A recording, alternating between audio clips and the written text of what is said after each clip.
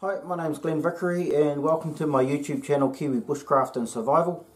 And today I'm going to be doing another, just a small project on using the Speedy Stitcher sewing wool. I just did a previous video, but as I was checking my webbing, I found a piece of the webbing that needs to be restitched. So I'll just bring the camera down so you can see that.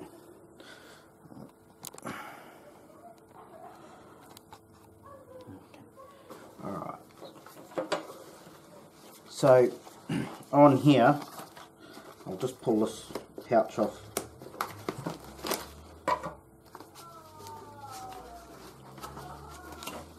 Okay, so if you can just see there, zoom in a bit. On the pouch, you've got this part here has torn off, okay, off one of my clips where the belt goes through. Okay, so this is what I'm talking about in my last video when I was showing how to use a sewing wool. Parts on your webbing that could be damaged that you need to fix out in the field. Okay, it's not 100% not something that's life-threatening or anything like that, but if your equipment starts playing up, it can cause all kinds of issues on you out in the bush. Okay, especially if you're on operations or something like that. Okay, so what we're going to do today is we're going to stitch this back up. Okay, and yeah, so follow me along. So the first thing, I carry my sewing wool in one of my rear pouches. Okay, this is just the old school webbing. Till I get me a new one. So this works just fine. Okay, so we have our sewing wool in here and a black rubber tube. Okay, and a couple of rubber bands as shown in the last video.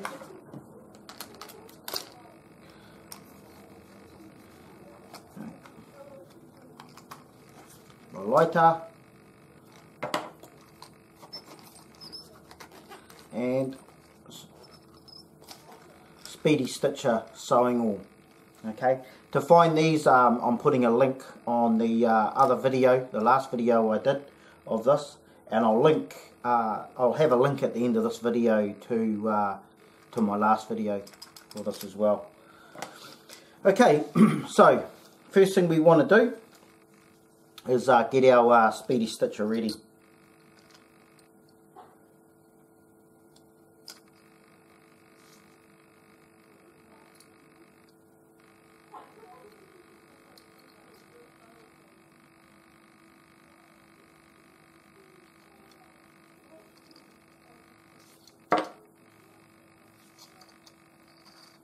We don't need too much here for this one. Shouldn't be too much of a big job. Well, you only take a couple of minutes. Anyway. Oh, loosen that off a bit. Pull the cord through. Okay, and tighten it back up. Okay, so the first thing we want to do is we want to get this here, push this back in underneath where it's ripped out of first, so it's a little bit tidier.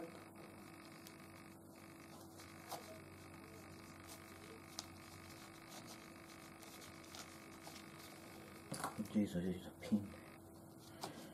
There we go. Okay, now what we want to do is we want to stitch this here up.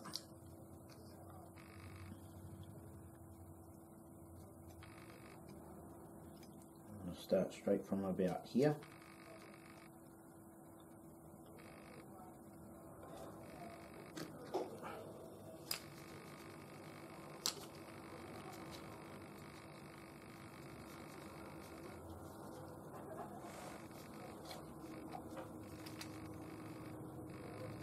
Pull it out, go across a few millimeters, push it back through,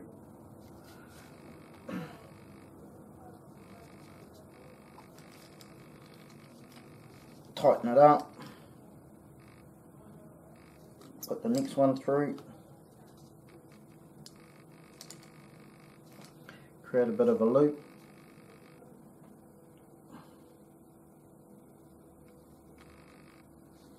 slide the running end through, tighten her up, put the next one through, create a bit of a loop. Okay, every now and again it might start to fray at the end. If that becomes a bit of a problem, just burn it a little bit. That's all good. Right, just burn it a little bit to stop it from fraying.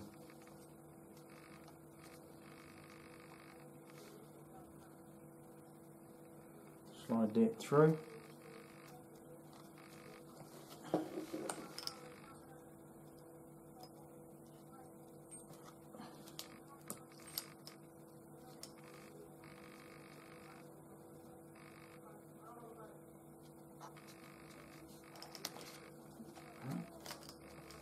Hopefully you can see that. That's on a bit of a funny angle there. But yeah. Next one through.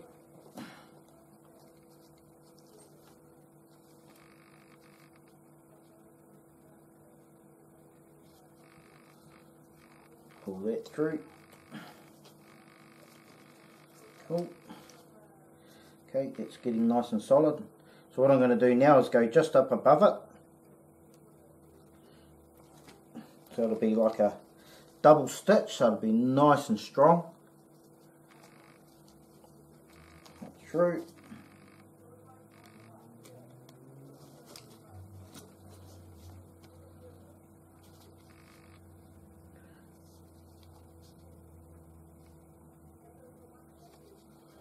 Put it around and pull it tight, pull it back through.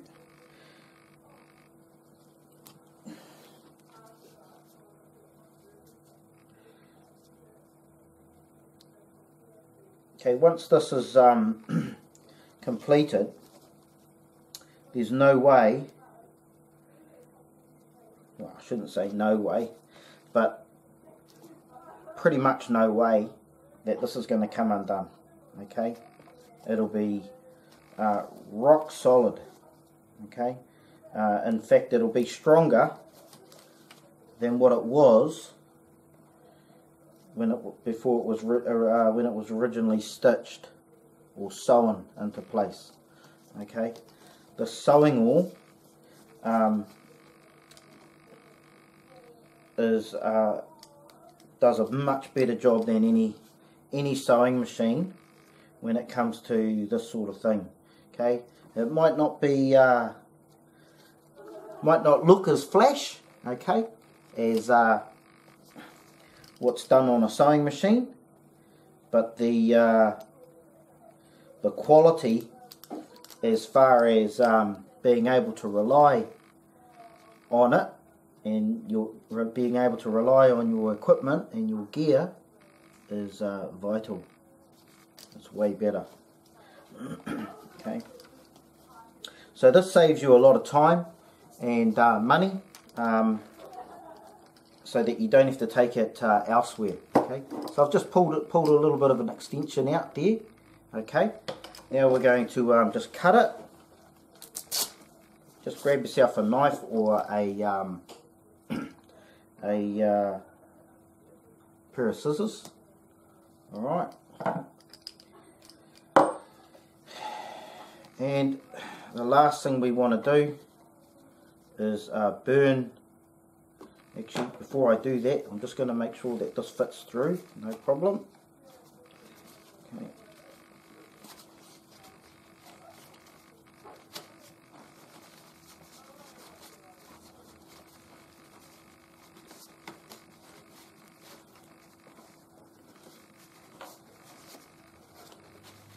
It does have a button on here, but it's been a while since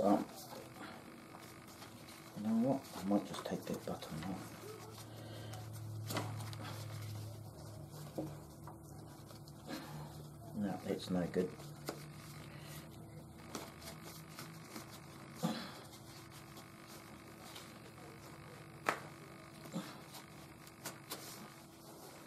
Okay, so that's through.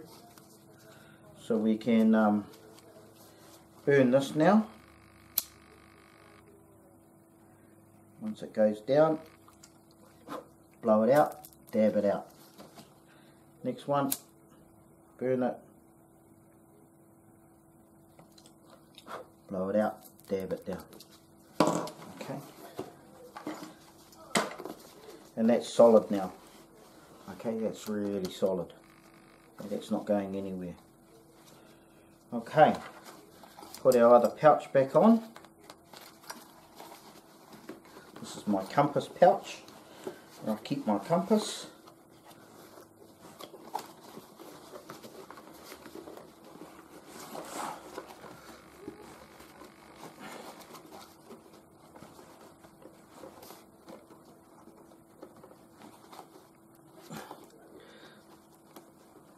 Alright, okay, and there, she is there, if you can see it there, it's nice and solid. Okay, it doesn't take long.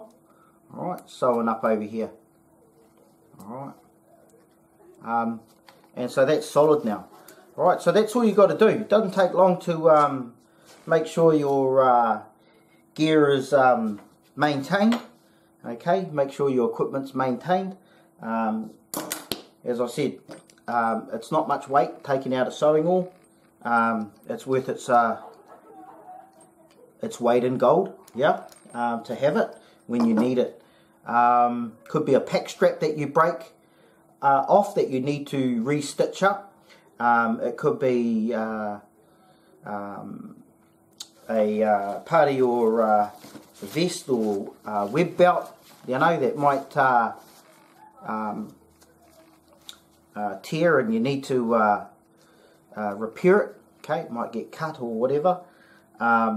Also, with things like my webbing on here, for example here, some people have like the clips, the plastic clips on their actual webbing. I don't like that. I actually just cut them off or take them off, and then I actually use a sewing oil to stitch it back up. Okay, so that's what I do when I'm with my gear, so that I don't like relying on these plastic clips too much if I can help it. But if I can get away with just using webbing, straight webbing, it's stronger, it's more solid, more reliable. I'm not going to have things breaking on me under load. Okay, so hopefully that's helped you with getting a better idea of how to use a sewing oil. Alright, and I'll just put this here on so you can see. This is my webbing that I use for hunting. Alright, and the thing over here is nice and solid there. Okay, in place. Alright, so yeah, all goods. Thanks for coming along. Subscribe, like, comment, share, and we'll see you on the next video. Thanks for coming along. Cheers.